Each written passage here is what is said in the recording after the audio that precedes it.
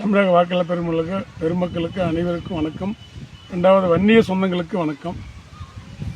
திமுக கூட்டணிக்கு ஏன் ஓட்டு போடக்கூடாதுன்னு சொல்லி இந்த பதிவு போடுறேன். கொஞ்சம் படித்த மாணவர்கள், படித்த இளைஞர்கள், படித்தவர்கள், அரசு வேலைகள், வன்னிய சமுதாய சொந்தக்காரர்கள் கொஞ்சம் சிந்திச்சு வாக்களிக்குமாறு தாய்மொழி கேட்டுக்கொள்கிறேன். அதாவது தமிழகத்தில் இந்த 10.5 இடஒதுக்கீட்டை கொடுத்திருந்தால் 3000 அரசு மருத்துவ டாக்டர்கள் வன்னிய சமுதாயம் சேர்ந்திருப்பார்கள். அது கெடுத்தது திமுக அரசு, கோர்ட்டில் கேஸு போட்டு. அதுக்கப்புறமா ஒவ்வொரு ஆண்டும் 600 பிள்ளைங்க மருத்துவ படிப்பை இழந்துட்டாங்க. அதுக்கப்புறமா 38 மாவட்ட ஆட்சியர் இருக்கிறாங்க.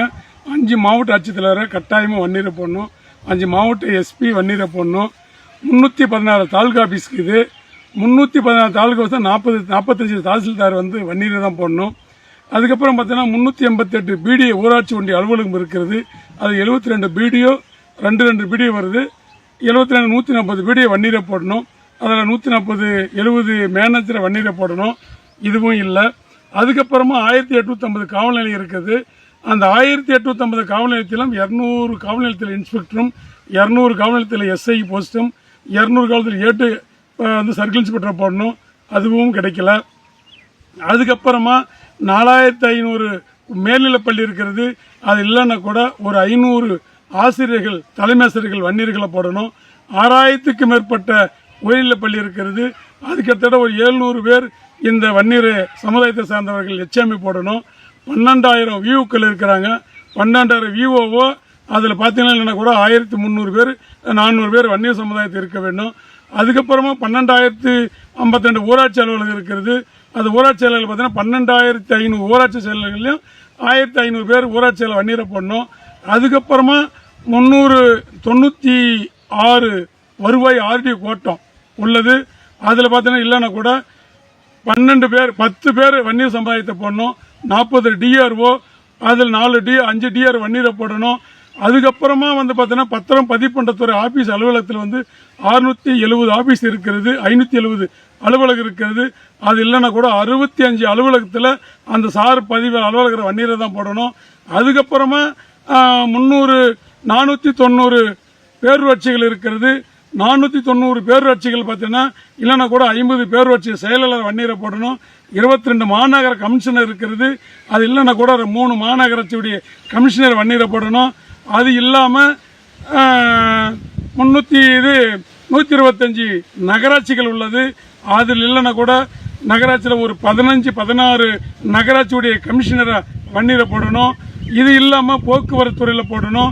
22,000 கூட்டுறவு சொசைட்டி இருக்கிறது. 22,000 கூட்டுறவு சொசைட்டியில் இல்லைன்னா கூட இன்னைக்கு இந்த 3000 பேர் 4000 பேர் போடணும். முதலமைச்சர் அலுவலகத்தில் வேலை செய்யக்கூடியவர்கள் 12,000க்கு மேற்பட்டவர்கள் இருக்கிறார்கள்.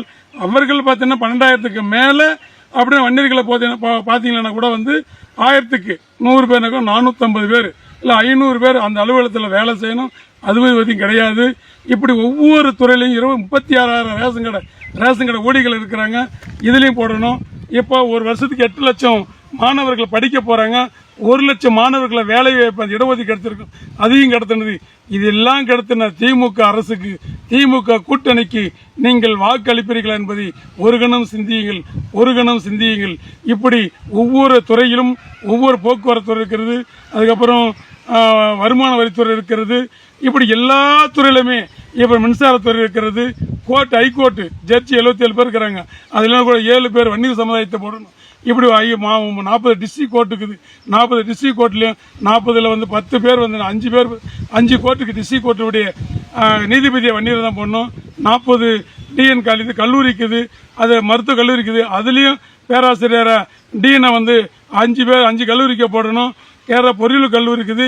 இப்படி ஒவ்வொரு டிபார்ட்மெண்ட்லையும் 10.5 இடத்துக்கு கொடுத்த இவ்வளவு பேர் வன்னிய சொந்தர்களுக்கு வேலை வாய்ப்புகள் வந்துடக்கூடாதுன்னு மு.க. ஸ்டாலின் அவர்கள் 108 ஜாதிகளை தூண்டி விட்டு கோர்ட்டில் சொந்த மச்சனுடைய கேஸ் போட வச்சு இந்த வன்னிய சமுதாய இடஒதுக்கீடு கொடுக்கக்கூடாது, இவங்களை வேலைக்கு போகக்கூடாது, இவங்களை உத்தியோகம் வந்துடக்கூடாது, இவங்களை அரசு வேலைக்கு போகக்கூடாது, பணம் சம்பாதிக்க கூடாது, பொருளாதாரம் முன்னேறக்கூடாதுன்னு சொன்ன மு.க. ஸ்டாலின் திமுகவுக்கு உங்களுக்கு ஓட்டை என்பது சிந்திச்சு வாக்களிப்பேன். நன்றி, வணக்கம்.